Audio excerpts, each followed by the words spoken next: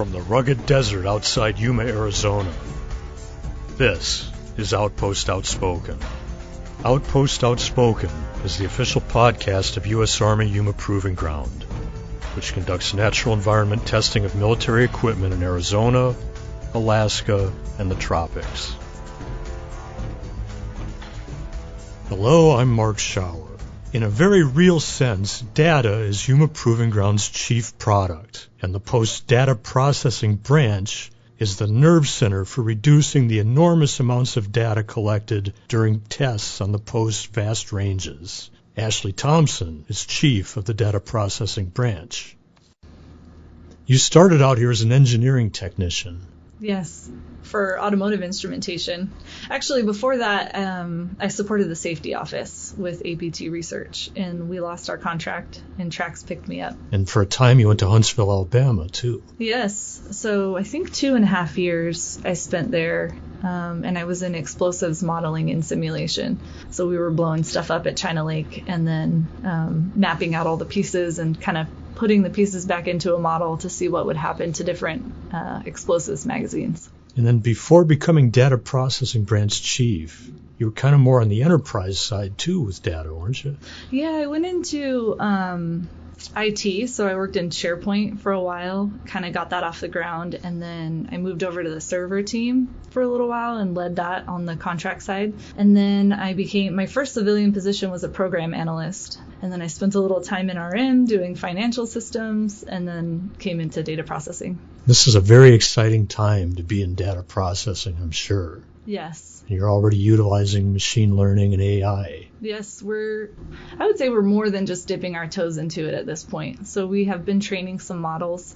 One of the benefits of saving all the data forever at YPG is we have a lot of data to train models on. So we're getting into that now and trying to automate some of the rote processes that the analysts are doing.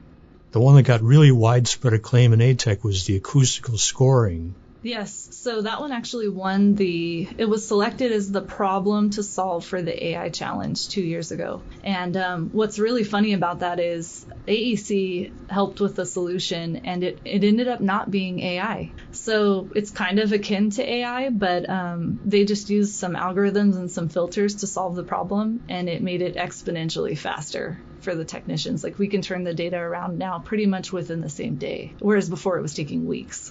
So that was a huge win for us. And you've got a lot more in the pipeline, too. Yes. So now we're kind of laying down the tech stack, so the foundation and the framework to do more of this type of work at YPG, and working closely with our SIX shop. So we've got a lot of tools set up, and we're training models for like PGK, and we're also training a model for LAT mortar testing. It's been pretty awesome. You're doing this enterprise-wide in ATEC. Yeah, we are now setting up a lot of technical exchanges. Like, I was just at RTC last week. So we're working with the other ranges to see what tools and infrastructure are you guys using, what kind of models are you training, and trying to, nothing is going to be identical between the ranges, but at least share the knowledge and share tools that seem to work across the board.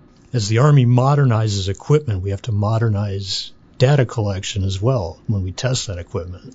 Yeah, so we have to be prepared for what's coming around the corner. And there's also a lot of testing that happens infrequently but is still very valuable to the Army. So, like, for instance, Apache comes around every 5 years. If the last person that processed it doesn't work here anymore and it's pretty nuanced and cumbersome process, then the next person kind of has to reverse engineer what they did. So we're trying to automate a lot of that too and document it. And unlike a private business, you're not really at liberty to decline work from the Army. Right. We can't say, we don't have enough demand for this product, so we're just going to cut it from our catalog. Like, if the Army needs it, then we have to be ready to test it and then get the data to them pretty quickly. You're a human native, essentially.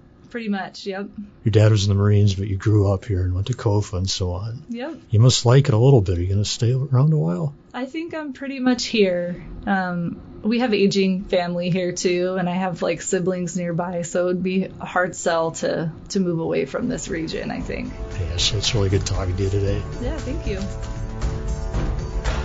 For nearly 2 years, Yuma Proving Grounds Garrison has been exploring possible agreements with local government agencies that will lower costs for both parties. The mechanism is called an Intergovernmental Support Agreement, or IGSA. Ben Ricks, chief of the YPG Garrison's Plans, Analysis, and Integration Office, has led the effort. YPG's first signed IGSA was with the Airport Authority earlier this year. Well, the IGSA program's been in place. Congress enacted it back in 2013, and we finally were able to take part in that program. So it started probably about 2 years ago when we made contact and really made some serious progress early in the year. From there, it's just been taking off, and we spent quite a bit of money working on getting projects done and getting some very good things developed because of that. Now, so far, you've reckoned it's resulted in a couple $1 million in cost savings to the government. With that one alone, about $2 million in savings, and that's on a $10 million limit. And what sort of work has been done so far with that particular IGSA? That particular IGSA works on infrastructure and maintenance of facilities. One of the major ones that is already complete is the sewage lagoons. They did some repair on that, but they have many more that they're starting on now. With the end of year money, we've had a lot more projects that just hit, so you'll see a lot more projects start to take off with that. Well, now, one area in the city you were looking at, I think, is 911. Yeah, that's a huge one. We've been working with the YRCS, the Yuma Regional Communication System, and that one has got a little bit more investment in it recently, so we'll make some more progress here shortly. But that one is really in dire need, I think, of getting some work done. So we're really looking forward to get that off the ground and supported. There's a lot of work that needs to be done for our 911 system, and working with them will provide all the things that we need. And there could be benefits in things that people wouldn't think about ordinarily, like, for example, elevator inspections. We don't have a whole lot of elevators here at YPG, but we've got a couple, and it's kind of a tough road to hoe to get someone to come all the way out here to inspect one or two elevators.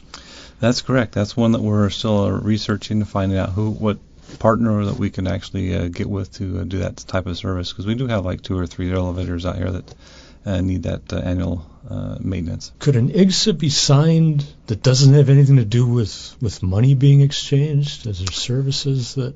Yeah, it could be an exchange of services as well. Typically, what we've pursued, though, is monetary exchange, but there are other avenues to do that support system, yes. And there's nothing that says that if you've got an IGSA signed with somebody, you necessarily have to use their particular service. Yeah, the way that we look at IGSAs is just another form of contracting, just another avenue. So we can use multiple approaches to get to the same type of work, yeah. And you expect there's going to be more in the future to be signed? We are definitely working with multiple other cities and authorities to get some other services agreed upon. There's a lot of work that goes on behind the scenes before any of these can really be signed and progress. So we're still working. And I hear you've gotten some good feedback from higher levels of the Army just on what you've done so far.